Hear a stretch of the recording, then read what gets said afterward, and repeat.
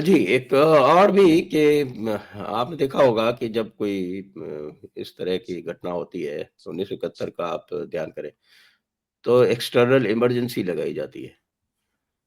तो वो external emergency Kargil के समय नहीं लगाई गई थी। हम्म, कारगिल के समय तो आप सीनियर पोज़ीशन पे रहे होंगे जी हाँ, संभवतः जी हाँ। आईजी आईजी इत्यादि रहे होंगे।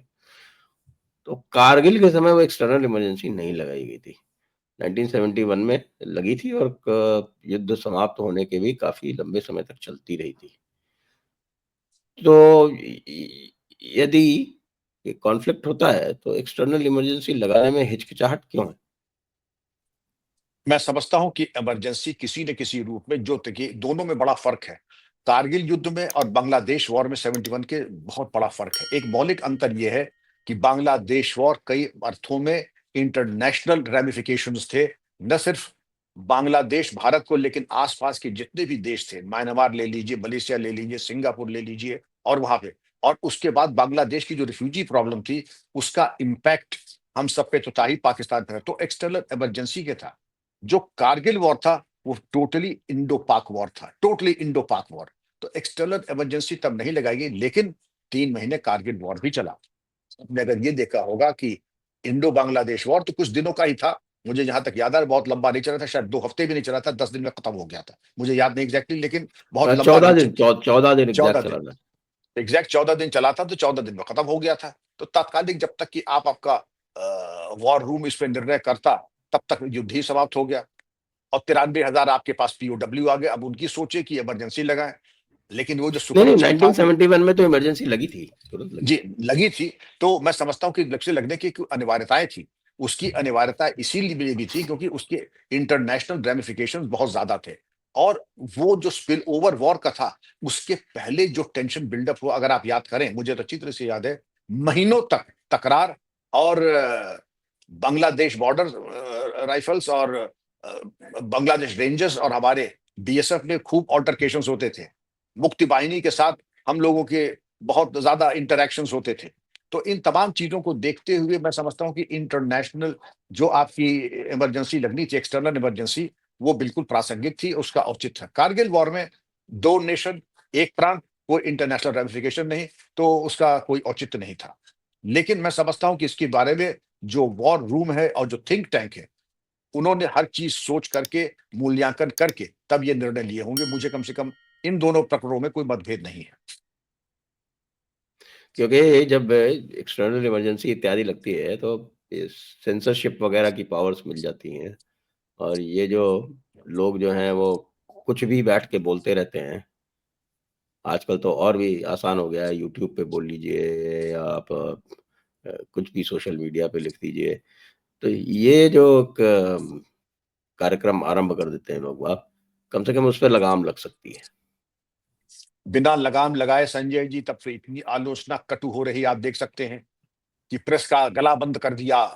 और ये एक तरीके से तानाशाही वाली सरकार है, बिना कुछ करे तब तो ये हालत है।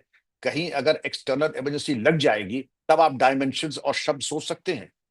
हिटलर शाही की पराकाष्ठा, चौथे स्तंभ का दमन, चौथे स्तंभ का जो है गला रेत, तमाम ऐसे आपके सामने जुमले आएंगे।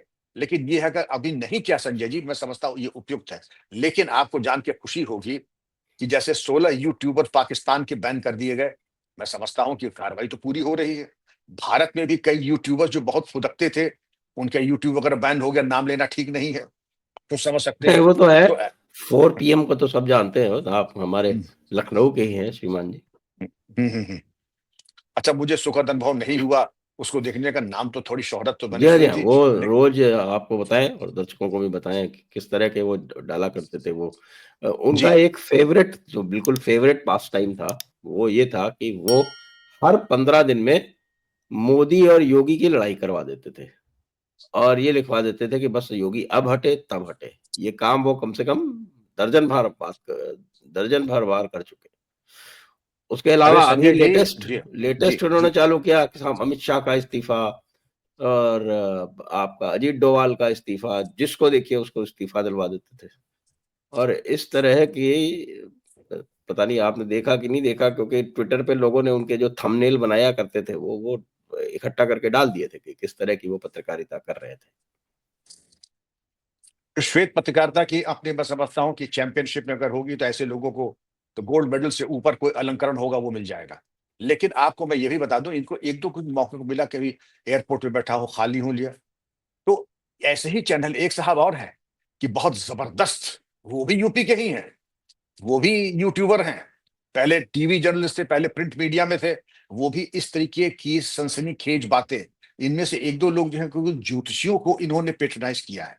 वैसे तुम यदि कहते हैं कि युवा हैं, पढ़े लिखे हैं, लेकिन ज्योतिष ऐसा जो ब्यूटी पार्लर से निकल करके लगता है ब्यूटिशियंस ने माथे पे जो ये चंदन और अलंकरण पूरा यहाँ, और उसके बाद जो अंग वस्त्र वगैरह पहना है, उनका जो ग्रह दशा है 7वें स्थान में, देखिए ये मंगल और शनि का प्रकोप है, मार्केट लग चुका है। बहुत जल्द जिन जिन के महानुभाव ने बताया था, इनका अंत समय आ चुका है और बहुत जल्दी ये सब जाने वाले हैं।